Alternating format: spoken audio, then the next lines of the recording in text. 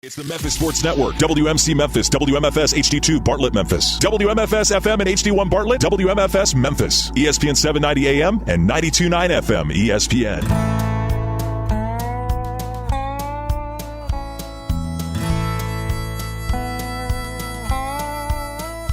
Watch the sunrise, new day's dawning, and it's calling you and me, where the mighty Mississippi flows by Memphis, Tennessee. We've got woodlands, fields, and water. Hey, there is no better way. You can find out all about it on Outdoors with Larry Ray. Make some time. Take the family, ask a friend, but don't delay. Listen up and learn about it on Outdoors with Larry Ray. Listen up and learn about it on Outdoors with Larry Ray. Good Saturday morning and welcome to another edition of the award-winning Outdoors with Larry Ray on ESPN 790 AM. Brought to you proudly by Tennessee Wildlife Resource Agency, Barton Power Sports, Sportsman's Warehouse, and Best Care Home Services. Now, here's your host, Larry Ray. Hey, good Saturday morning. Welcome to Outdoors Larry. Oh, boy, we have rocked and rolled through this on this September the 2nd. We're down to the last 30 minutes or so, and we have Dave Gabbert and Gene Smith in the studio. I really should sit between them, you know, because they can get a rose between two thorns. We need a podcast of this, you know. It's just, that would be something. That way, we could do WAP. Yes, and Greg Larry Ratliff could be that. Yeah, I could do those. Yeah, you know, I could do hats off to Larry. You know that we can do that. Yeah, we got the man on himself, a longtime friend, supporter of Outdoors with Larry Ray. We was talking last segment about wood ducks. Well, you know it's this time. Guy, it's getting time. It's getting that time. And then, so why don't you introduce this person? Okay. I think you know him. Oh yeah, longtime friend of mine. He's the area manager up Reelfoot. Yes.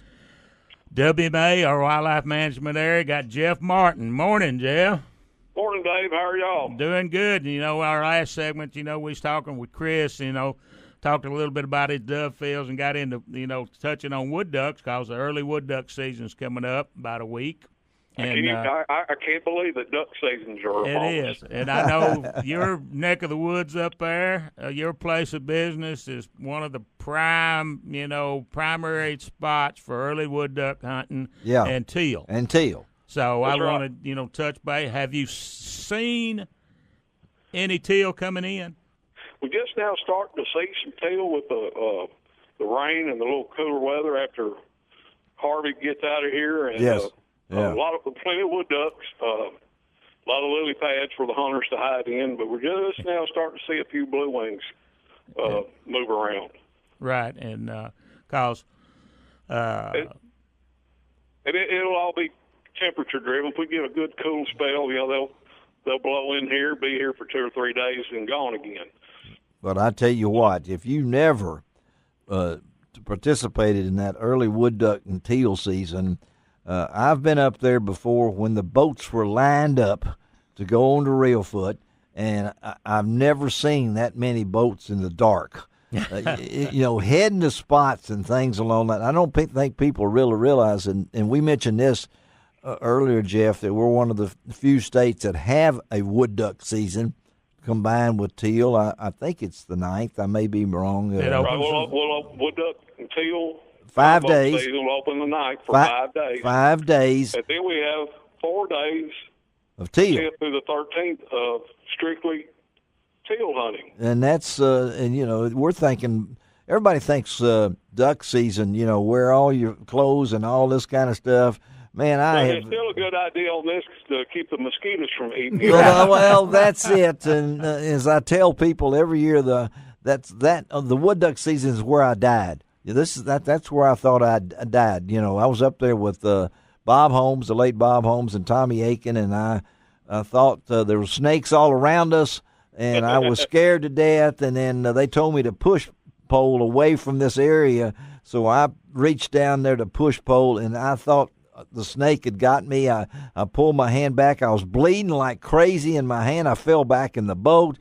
Aiken, Bob Holmes was getting ready to do mouth to mouth on me when Aiken realized that I'd cut my hand on some Johnson grass. Oh, right. You know, so I thought I could just see a plaque on the wall, commercial appeal, me and Wiley Post, you know, or something like The that. late Larry Ray. Yeah, that We'd like to encourage the guys that are coming to Reelfoot, come up a day or two before and do a little scouting. The lake that's right. levels Yeah. are starting to get low. Yes. It can be treacherous in the dark. if It you're can not be familiar treacherous. with where- Yeah, and I got to, kind of add to that. Yeah, Reelfoot's a place you want to scout because, a big portion of that lake is National Wildlife Refuge. That's true. That's right. Yeah, you got to know where them boundaries are. You do, because what happens if you don't? You might get pink slip. Pink slip.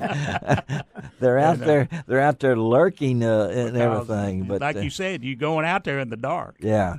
And Jeff, we're talking to Jeff Martin, our good friend over the Reelfoot WMA up there in that area, talking about duck season. It has popped up. It seems like, the older I get, the faster the year goes. I don't know My about daddy told me that would happen. I didn't believe him, but I believe it now. Don't you believe it now? Because I I do. mean, we're in September, and folks are all of a sudden be prepared. Dave is always talking about this thing. How do you, as in your job, get ready for this? Really, a quick burst here for about 2 weeks. How do you get ready for this?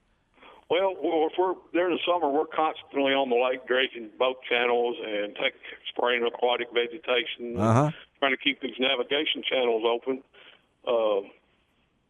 But the wood duck teal season is kind of more like a dove hunt. You just got to kind of be in the right place at the right time. And you're really doing. It's hard to determine where the birds might be.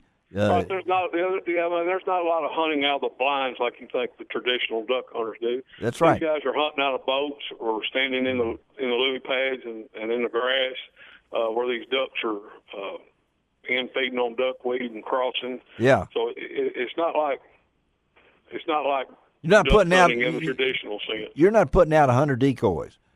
No, most of them don't put out any. That's right. Yeah. That's right. So people say, well, man, it's crazy. It's I've been there when it's been hot, but I think this weather we got.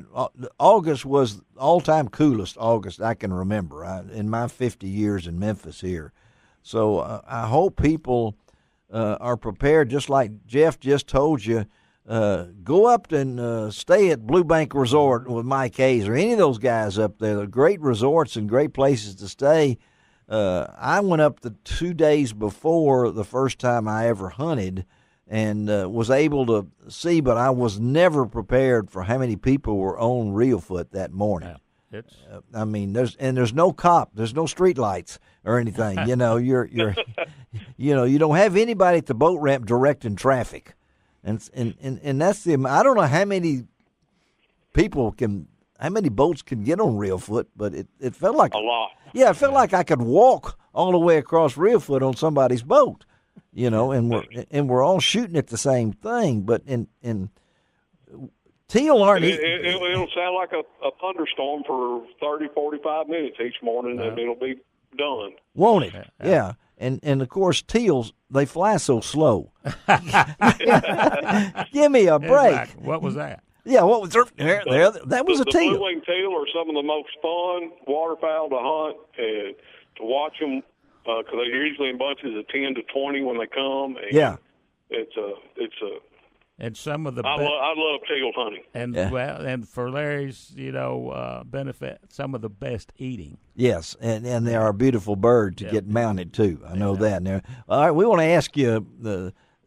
I know we got stuff going on, but we want to know what your opinion is of the upcoming real duck season. What's Jeff Martin's gut feeling? You've been watching the numbers, and we're always. I've never seen an unoptimistic duck hunter.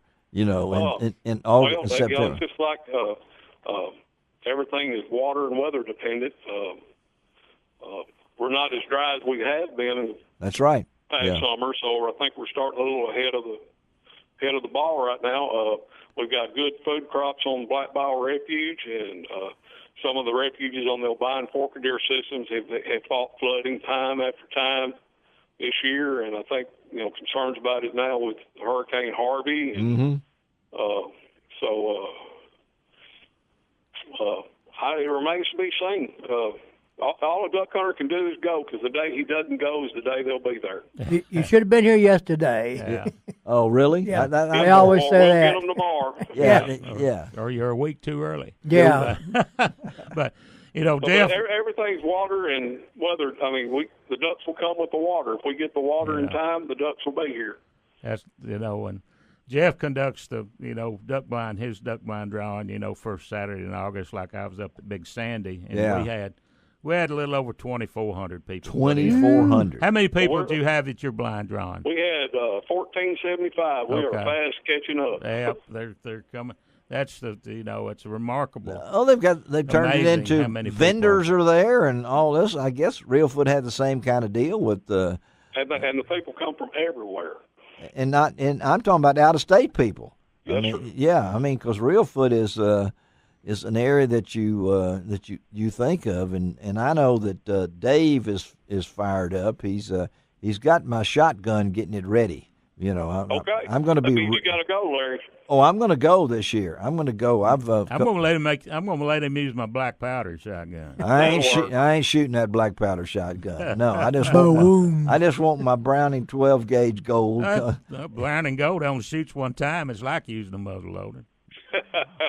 Larry, these guys, if they call themselves a duck hunter, they need to come experience Reelfoot Lake. That's got to be on their bucket list, whether it's a wood duck or teal or the regular lake waterfowl season. But it's just a part of waterfowl history up here, and they really need to.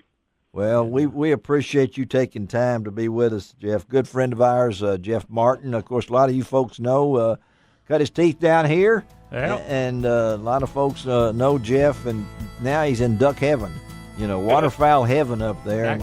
Back home, that's right. So we'll talk to you down the road.